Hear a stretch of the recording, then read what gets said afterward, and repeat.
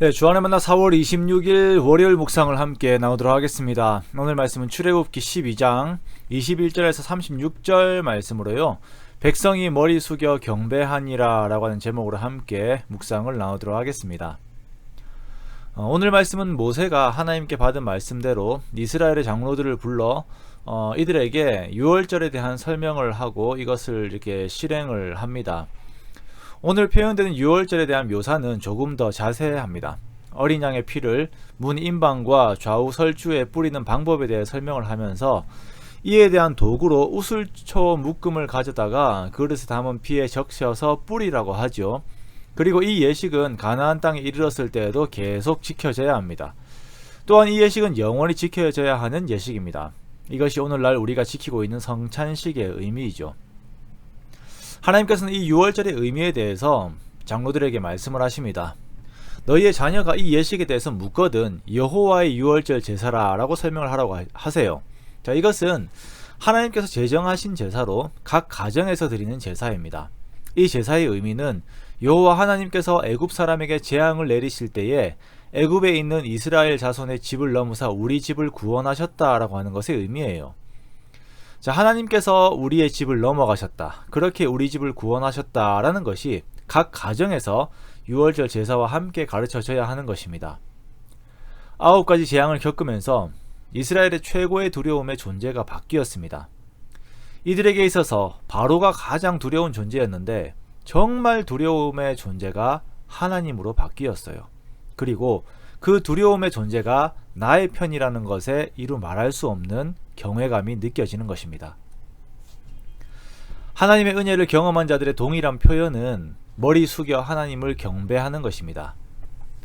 성경을 읽다가 기도하다가 하나님의 깊은 은혜를 경험해 보신 일이 있으십니까?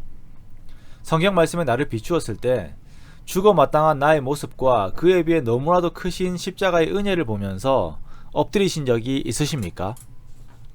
저 개인적으로도 그러한 장소들이 있습니다. 하나님 앞에 깊이 경배하였던 장소들이 있어요. 그때 하나님이 너무나도 두려웠지만 그 하나님이 나를 용서하시고 나를 위하신다는 것에 또한 너무나도 감사했었죠. 오늘 27절 말씀해 보니까 이 하나님의 말씀, 온 애굽에 재앙이 있겠지만 너희는 넘어가겠다라고 하는 그 말씀을 들은 이스라엘의 반응은 머리 숙여 하나님을 경배하는 것입니다. 우리는 이렇게 하나님 앞에 머리 숙여 경배하는 자들이 되어야 합니다. 이와 반대되는 성경의 표현이 목이 곧은 백성이죠. 얼마 전 제가 일자목이 되어가지고 이선호 집사님 병원에서 치료를 받은 적이 있습니다. 그때 엑스레이 사진을 보고 목이 곧은 백성이 되었네요 라고 이제 우스갯소리를 제가 한 적이 있습니다. 그런데 이 태도, 즉 목이 곧은 태도는 우리가 항상 주의해야 하는 태도입니다. 하나님의 은혜를 잊으면, 하나님을 두려워하는 마음이 사라지면 우리의 목은 곧아집니다. 머리 숙여 경배함의 태도가 없어집니다. 사람은 항상 망각하기에 하나님께서는 이 유월절을 절기로 제정하셔서 매년 이것을, 이 하나님의 은혜를 기억하게 하신 것입니다. 이 유월절은 가정 단위로 드려진 제사입니다. 이것은 가정에서 계속 가르쳐진 하나님의 은혜이지요. 이러한 가르침은 오늘날 우리들에게도 동일하게 이루어져야 합니다. 성만찬과 예수 그리스도 십자가의 은혜가 가정에서부터 계속 가르쳐져야 합니다. 하나님을 경배하는 삶의 태도가 가르쳐져야 합니다. 하나님을 두려워하는 것이 가르쳐져야 합니다. 그러기에 부모들이, 교회 어른들이 먼저 하나님을 경배하고 하나님을 두려워하는 태도를 가지고 하나님께 감사하는 태도를 가져야 합니다.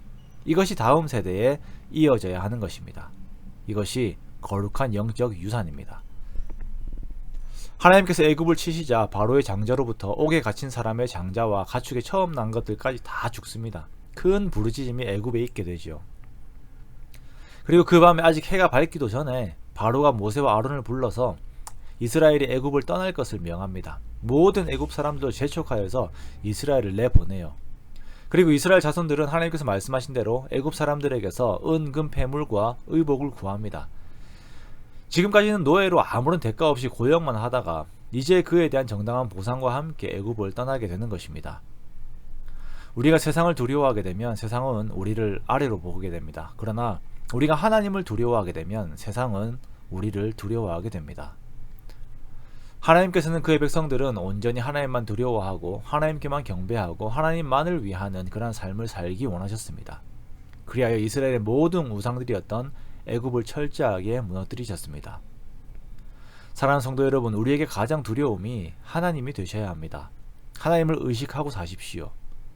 말을 한마디 해도, 행동을 하나 해도, 생각을 하나 해도 하나님을 의식하고 사십시오. 하나님 연전에 서 있음을 항상 기억하고 그렇게 살기 원합니다. 그리고 나를 위해 죽으신 예수님의 대속을 항상 기억하며 거룩한 삶을 따르는 우리가 되기 원합니다.